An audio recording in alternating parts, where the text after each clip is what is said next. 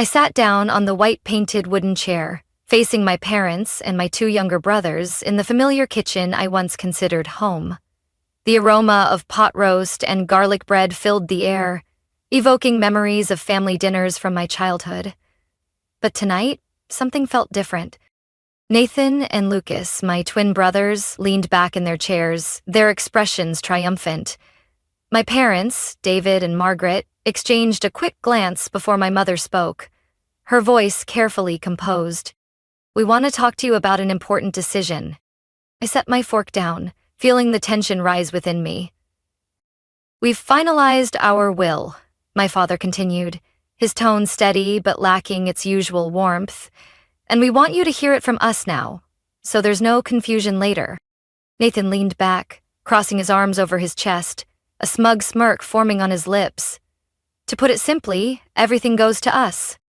I froze. "What?" Lucas repeated it, his tone light, as if delivering an unimportant announcement. "Mom and Dad are leaving this house, the beach condo, and all their assets to us. You get nothing."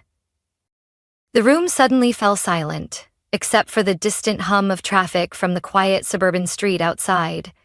I turned to my mother, hoping she would deny what I had just heard. But she only gave a small, firm nod. "We think this is for the best," she said, clutching the napkin in her lap. "You have a stable career, a solid income, but Nathan and Lucas are still finding their way. They need more support." I turned to my father, waiting for an explanation, some sign of hesitation, but he simply stared down at his glass of water, avoiding my gaze. Pain surged through my chest, mixed with rising anger. I had done everything for them. For over a decade, I had paid a large portion of their mortgage, covered countless medical bills, and even helped Nathan and Lucas multiple times when they couldn't handle their own finances. And now, this was how they repaid me? "So after everything I've done, you've decided I don't deserve anything?" My voice wavered despite my efforts to keep it steady, but I couldn't hide the deep hurt behind my words. My mother sighed, her eyes filled with disappointment. "Evelyn, you always make everything about money." I clenched my hands under the table, the sharp sting of betrayal piercing through me. "It's not about money," I said, trying to keep my voice calm. "It's about fairness, about how I've always been there whenever you needed me, but now, just because I'm independent, because I don't rely on you, I have no value to this family?" Nathan let out a short laugh, shaking his head. "You're being dramatic. No one forced you to help. You just liked playing the martyr." Lucas chuckled too, amusement flickering in his eyes. "Maybe you thought if you threw enough money at us, Mom and Dad would finally love you as much as they love us?" His words hit me like a slap across the face. I turned to my parents, waiting for them to correct him, to reprimand him for his cruelty. But nothing. They stayed silent. And in that silence, I understood everything. I swallowed hard, the pain swelling in my throat. Taking a deep breath, I steadied myself. "All right," I said, my voice even. "If that's your decision, then I have one of my own." Nathan raised an eyebrow. "Oh? And what's that?" I pushed my chair back and stood up, my heart pounding. "From now on, don't expect anything from me." I turned away from the dinner table, leaving behind their stunned expressions. The scent of pot roast and garlic bread, once comforting, now felt empty and meaningless. As I walked out the door, no one stopped me. No one called my name. No hesitation. And I knew, in that moment, everything had changed. I stepped out of the house I had grown up in, but this time there was no sense of familiarity, no lingering attachment. The warmth of family dinners and childhood security had long faded. The door clicked shut behind me with a finality that couldn't be undone. The night air was crisp, but I felt a burning heat rise to my temples. Driving home, I didn't turn on the radio like I usually did. I needed the silence to process everything. Why was I even surprised? Hadn't I always known that, in their eyes, I was nothing more than their financial safety net? Back in my apartment, I collapsed onto the couch, my hands trembling as I unlocked my phone. The conversation replayed in my head, every word cutting deeper. Nathan and Lucas were getting everything. And me? The one who had paid for their mistakes? Who had covered Nathan's tuition every time he switched majors? Who had sent Lucas money when he wanted a new car for his social media image? I was left with nothing. I opened my banking app. The numbers stared back at me like a brutal reminder. $1,900 every month. The amount I had been sending to my parents to cover their mortgage and expenses. Another $1,200 for Nathan and Lucas every time they called, complaining about money problems. My parents said I was successful and didn't need help. But what would happen to them without my support? Could they even keep their home? I hovered my finger over the automatic transfers section. My heartbeat pounded in my ears. For years, I had accepted this burden as my responsibility. But this was their choice. They didn't need me. They had made that clear. No one was forcing me to continue. 1 second. 2 seconds. I pressed cancel. A notification popped up. Recurring payments successfully stopped. A wave of emotion crashed over me. Anger, bitterness, but also something else. Relief. I set my phone down, sinking into the couch, feeling a weight lift off my shoulders that I had carried for far too long. That night, I couldn't sleep. I lay awake, replaying the past years in my head. The vacations I had turned down to cover their mortgage, the late nights working overtime to send Nathan tuition money, the sacrifices I had made believing they mattered. But now that I needed just 1 ounce of recognition, one sign that I was appreciated, they couldn't even give me that. The next morning, my phone rang non-stop. Ma? I hesitated before answering. Evelyn, did you cancel this month's payment? Her voice was sharp with worry, but she masked it with that familiar tone of disappointment. I took a deep breath. Yes, Mom. Because I realized I don't have to do this anymore. She was silent for a moment. What do you mean? Family supports each other. You know we rely on that money for the bills. I clenched my jaw, keeping my voice steady. Mom, family only matters to you when I'm paying for everything. I've helped for years, but in the end, I still don't mean anything to you. You're being selfish, Evelyn. Her voice rose. Why are you acting this way, just because of the will? Everything isn't about money. I laughed, but not out of amusement. Not about money. I was the one paying the bills for you, for this entire family. If money doesn't matter, then why don't you ask Nathan and Lucas to take care of you instead? Silence stretched on the other end of the line. I could picture my mother's face. Angry, frustrated at being confronted. I can't believe you're acting like this, she finally said. This isn't the Evelyn I raised. I closed my eyes, feeling the weight in my chest. Mom, this is me. But you never really saw me. I hung up before she could say anything else.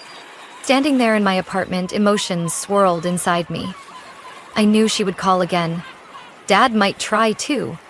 And Nathan and Lucas would definitely jump in with their mockery or accusations. But for the first time in my life, I didn't feel obligated to answer. I was no longer the family's ATM. I was no longer the only one carrying the weight. I had let go, and it was the best decision I had ever made.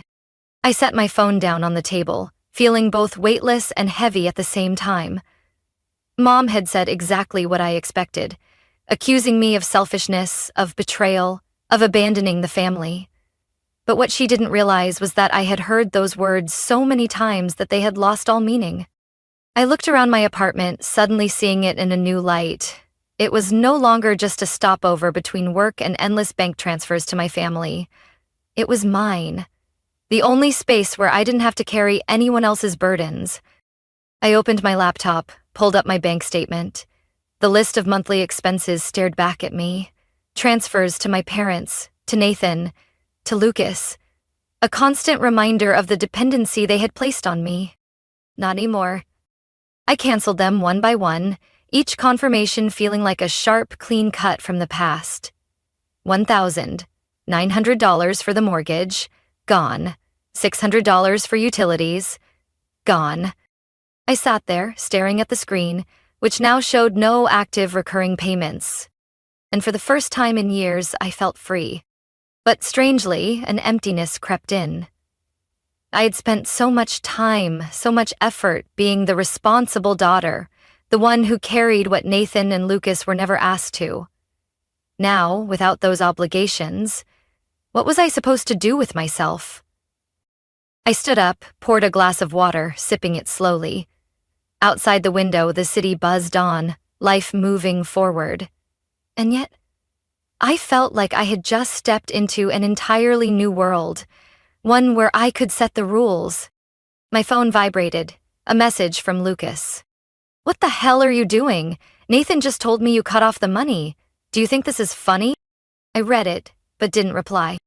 A few minutes later, another message popped up, from Nathan this time. "You're a traitor.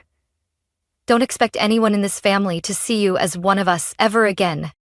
I smirked, not because I was happy, but because I finally saw the truth. I was never truly part of this family. I was just their sponsor. I put my phone down, stepped onto the balcony. The night breeze brushed against my skin, cool and refreshing. I took a deep breath. I had done the right thing, and nothing would make me turn back now. The next morning, my phone rang non-stop. I didn't even need to check the screen to know who it was. Slowly, I picked it up. Mom's voice burst through the speaker before I could even say hello. "Evelyn, what are you thinking?" she nearly shouted, her voice a mixture of anger and desperation. "Why did you cancel the payments? You know we need that money to cover the bills." I closed my eyes, inhaling deeply. "Mom, I can't do this anymore. I've helped enough." "Helped? You're abandoning your family. Have you even thought about how this affects us? We sacrificed so much for you, and this is how you repay us?" I let out a dry chuckle. "Sacrificed? Do you not see the irony in that? If I owe you for raising me, haven't I already paid you back by funding this entire family?" Mom hesitated, but then her voice turned sharper. "You've changed, Evelyn. You let money control you." "No, Mom, you let money control you," I replied, my voice surprisingly calm.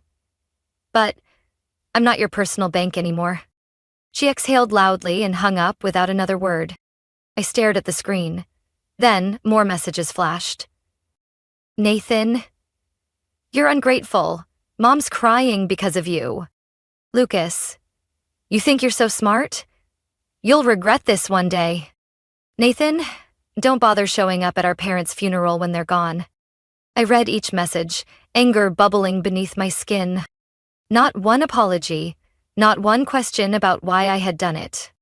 They didn't care how they had treated me all these years. They were just mad because I had stopped funding their lives. The phone rang again. Dad this time. I let it ring. It kept ringing. I turned off the ringer, then went into my settings. Lock. Nathan. Lock. Lucas. Mom. Block. Yeah. Block. Once I was done, I set my phone down, closed my eyes, and exhaled. Silence filled my apartment, a rare and unfamiliar peace. No more ringing, no more messages filled with guilt trips, no more manipulation. I stepped onto my balcony, breathing in the crisp morning air. This peace felt foreign, but also incredibly freeing. For the first time in years, I was truly free. 3 weeks passed in silence. No more relentless calls, no more guilt-laden messages from Mom. I began to believe they had finally accepted the truth, that I was no longer their financial safety net. Then, on a Friday evening, a message appeared on my screen. "Family meeting, tomorrow at 7 p.m. Don't be late." Short, cold, no explanation. I looked at my mother's message, feeling a sinking sensation in my chest. A part of me wanted to ignore it, but another part, smaller yet persistent, whispered that maybe this was the last chance for things to get better. Maybe, after everything that had happened, they truly wanted to have an honest conversation with me. I decided to go. As I stepped into my parents' house, the tension in the living room was suffocating. Nathan and Lucas were already seated on the couch, arms crossed, their expressions cold. My father stood near the fireplace, while my mother sat in the armchair, her eyes red and puffy as if she had been crying. Before I could speak, my mother did. "Evelyn, I don't understand you anymore." Her voice trembled. "How much further do you want to go in destroying this family?" I frowned.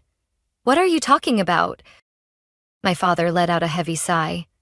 "You've put us in serious financial trouble. If you keep being stubborn, your mother is going to break down." I laughed, but there was no humor in it.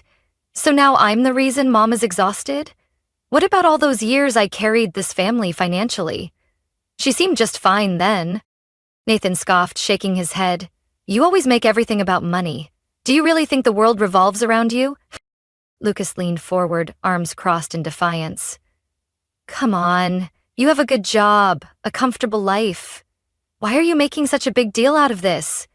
You're just paying the price for being selfish." Their words cut deep. I had come here hoping for a genuine conversation, but all I was met with was manipulation and pressure. I took a deep breath, steadying myself. "If this is why you called me here, then don't waste your time. I'm not coming back." My mother's face went blank.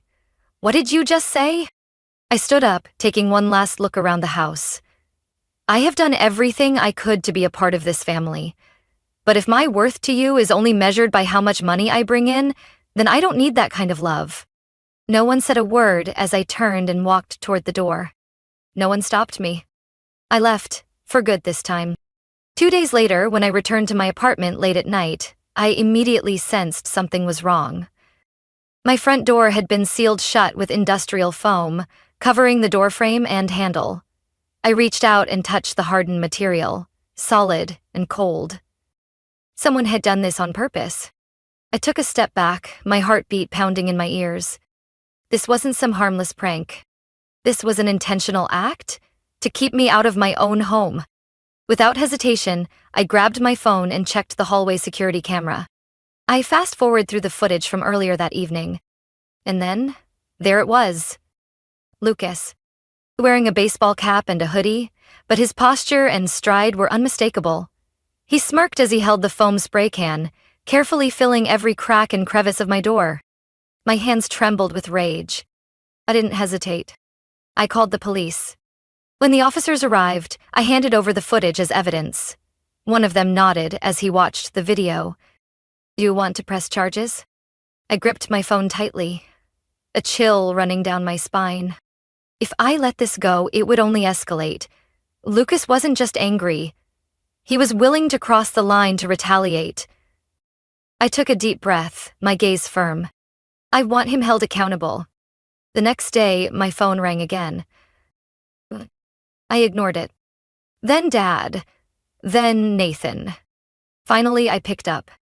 "Evelyn, your brother got called in by the police. How could you do this to your own family?" My father's voice was harsh, but I responded calmly. "Lucas vandalized my property. If he doesn't want to face charges, he needs to pay for the damages." My father's tone dropped. "How much?" I didn't hesitate. $3,000. How could you extort your own brother like this? I let out a dry chuckle. "It's not extortion, Dad. It's called consequences." The next morning, my account received a $3,000 transfer, with a bitter note attached. "I never want to see you again." I read the message and felt nothing. A notification lit up my phone. A message from a distant relative. "Evelyn, is this true? People are saying you abandon your family even though they're struggling." I frowned. Another message came in. "Evelyn, how could you cut off your parents and brothers like this? They took care of you your whole life." I opened social media and immediately understood what was happening. My mother had been spreading a completely false story. She had written a long Facebook post claiming that I had turned my back on my family in their time of need, that I was selfish, only cared about myself, and had left my aging parents and struggling brothers with nothing. People who didn't know the full story flooded the comments, offering sympathy to her and vilifying me. I scrolled through the responses. So sad when successful children forget where they came from. Parents sacrifice everything for their kids, and this is the thanks they get? Evelyn must have let money get to her head. Anger flared in my chest. Not because of the stranger's passing judgment, but because my own family had rewritten the narrative, turning me into the villain. They didn't mention that I had paid the majority of my parents' mortgage. They didn't say that I had covered tuition bills and even personal expenses for Nathan and Lucas. They left out the fact that Lucas vandalized my apartment and that I had to call the police to protect myself. They only painted the image of a heartless daughter who turned her back on her family. I sat in silence for a few minutes, thinking, should I stay quiet? Ignore everything and let them control the narrative? No. I had endured their manipulation for far too long. I opened my app and tapped on New Post. If my family wants to make this public, then let me tell the truth. And I started writing. I laid it all out. Every dollar I had sent over the past 10 years. The money I had spent to help them keep their house, pay for tuition. Even the funds Nathan and Lucas used for new cars and vacations. I spoke about how they had always seen me as an ATM, not as a daughter or a sister. I exposed how Lucas had sealed my apartment door with industrial foam, forcing me to involve the police. I didn't turn my back on my family. My family never saw me as part of them, unless I was bringing in money. And now, I choose to stand up for myself. I hit post. Within hours, my post caused an uproar. Relatives started asking questions. Some commented surprised because they had never heard these things before. An aunt messaged me privately, asking if it was true that I had financially supported my family for years. Some extended family members even began calling out my mother for twisting the truth. But the strongest reaction came from my immediate family. Mom called immediately. I answered. Her voice was so furious she was nearly incoherent. Evelyn, what the hell did you just do? I remained calm. I told the truth, Mom. If you have the right to tell your version, so do I. She was breathless. You're humiliating this family. Your father is so ashamed he won't even leave the house. Have you thought about how this makes Nathan and Lucas feel? I clenched my phone tightly. Did they think about how I felt when Lucas vandalized my home? Did they think about me when I was breaking my back to pay their bills? She went silent. But then, as always, she twisted the situation. You're destroying this family. Her voice grew cold. If you do this, don't expect to come back. We are no longer family. I closed my eyes and took a deep breath. Mom, you destroyed this family, not me. And I hung up. No tears, no regret. For the first time in my life, I felt relief. I had lost my family, but maybe they were never truly my family to begin with. That phone call with my mother was the last time I heard her voice. After my post, my family went completely silent. No more angry messages from Nathan, no more furious calls from my father. All contact was severed, as if I had never existed to them. But this time, I didn't feel guilty. I was free. At first, the silence felt unfamiliar. The evenings I used to spend solving my family's financial problems were now mine. No more desperate late-night calls. No more canceled plans because someone needed my help. I threw myself into work, channeling my energy into a major project my company was developing. With laser focus, I not only completed it ahead of schedule, but also secured a promotion. On the day I received my promotion letter, I stood in my new office, looking out over the city through the floor-to-ceiling windows, feeling proud. For the first time in my life, I could enjoy my success without feeling obligated to share it with anyone.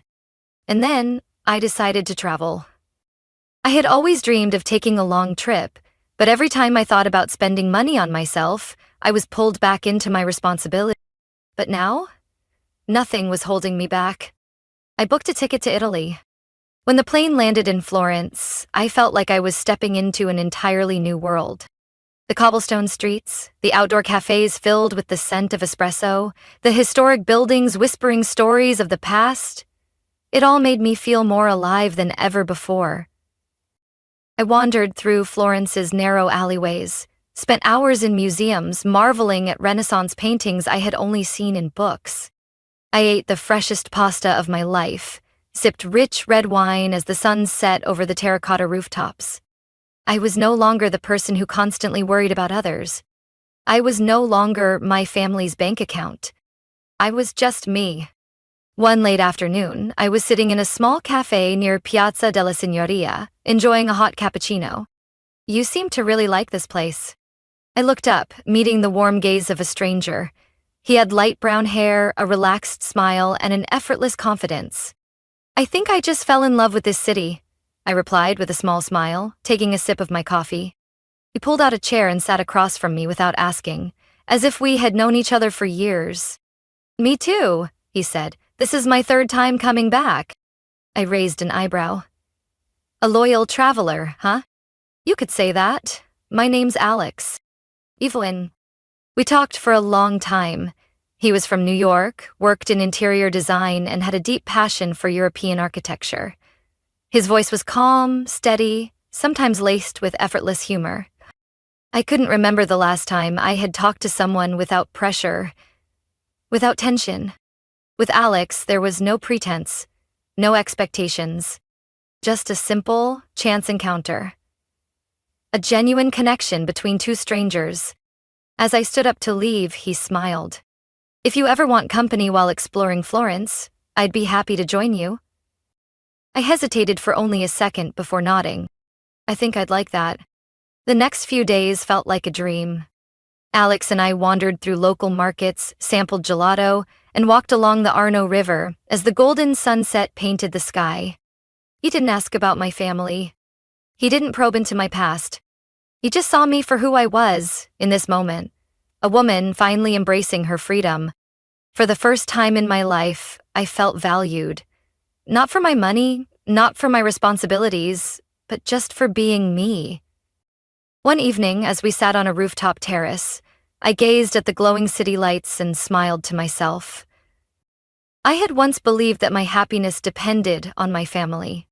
I had once thought that if I gave enough, they would love me the way I wanted to be loved. But the truth was, I didn't need to beg for love from people who never truly valued me. I could create my own happiness. And right here, under the Italian night sky, I knew I was doing exactly that. After returning from Italy, I stepped back into my life, but with an entirely new mindset. I was no longer the Evelyn who sacrificed everything for a family that never appreciated her. I was stronger, freer, and more myself than ever before. The months that followed were peaceful. Work thrived, I joined Sunday yoga classes, met new friends, and finally embraced the life I had put on hold for too long. But then, news about my old family started to surface. I was making coffee when my phone buzzed. A message from Aunt Linda, my mother's cousin. "Evelyn, I know you don't care about the family anymore, but your parents are really struggling.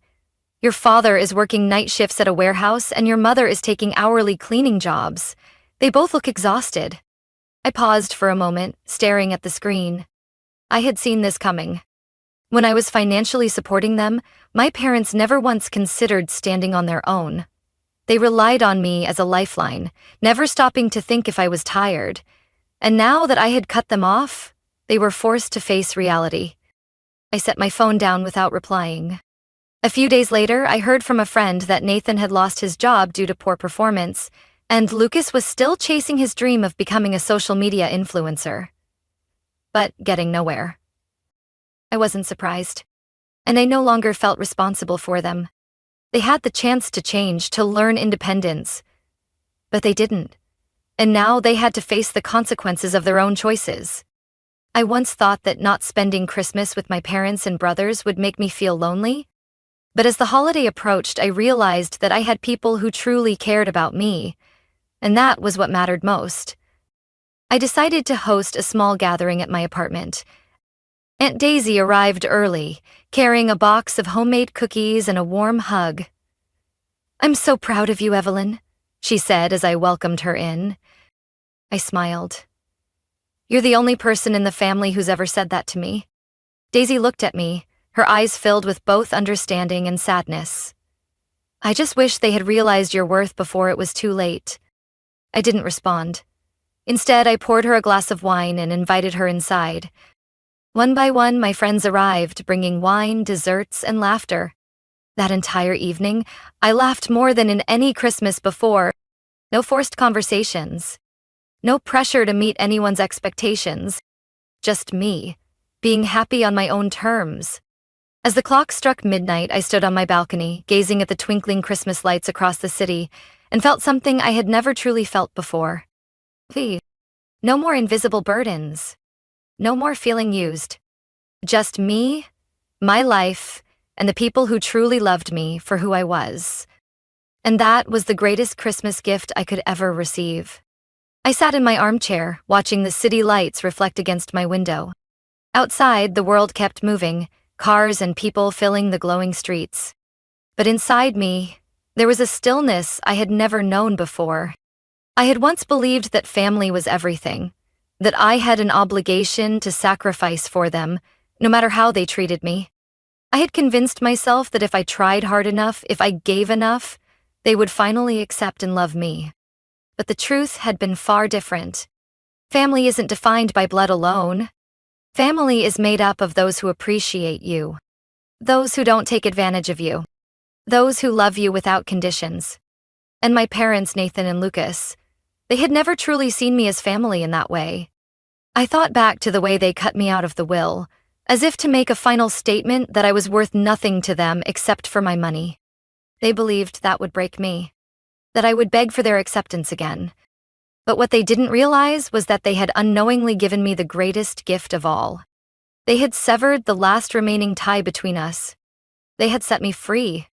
I had once been a woman burdened by responsibility, expectations, and sacrifices that were never appreciated. But now, I had the power to choose my own life. I could go anywhere, do anything, and never again worry about a call demanding money or a guilt trip for not obeying their wishes.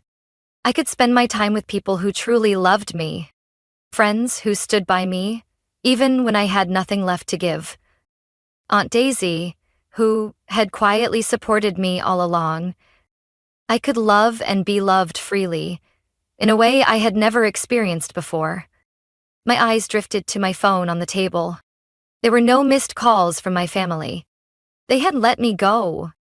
And for the first time in my life, I wasn't afraid of that. I picked up my glass of wine, taking a slow sip, letting its warmth spread through me. I had once lived for my family. Now, I chose to live for myself. And that wasn't selfish. That was freedom. Evelyn's story isn't just personal. It reflects a reality that many people face in society. We grow up believing that family is the safest place, that love always comes with responsibility. But the truth is, family bonds don't always mean appreciation. Sometimes, walking away isn't selfish. It's the only way to protect yourself. When you are constantly being used, when your sacrifices go unrecognized, you have every right to put yourself first. Because in the end, this life is yours. What do you think about Evelyn's story? If you were in her position, would you keep sacrificing for family, or would you walk away to find yourself again? Share your thoughts in the comments. And don't forget to follow the channel so you don't miss more meaningful stories about life and family.